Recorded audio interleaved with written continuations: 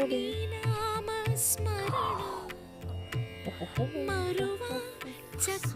అందిరా నిజంగా దేవుడు ఇట్లా అన్నట్టు అనిపిస్తుంది తెలుసా నాకైతే.